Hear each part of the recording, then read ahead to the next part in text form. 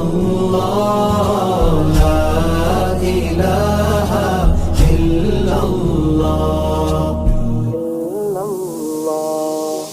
তুমি রহিম গো তুমি রহমান, গফর জব্বার তোমারি নাম।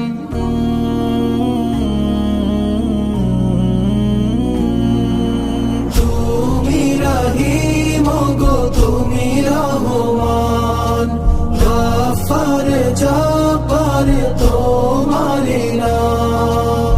হাইয়ুল কাইয়ুম তুমি আল্লাহ।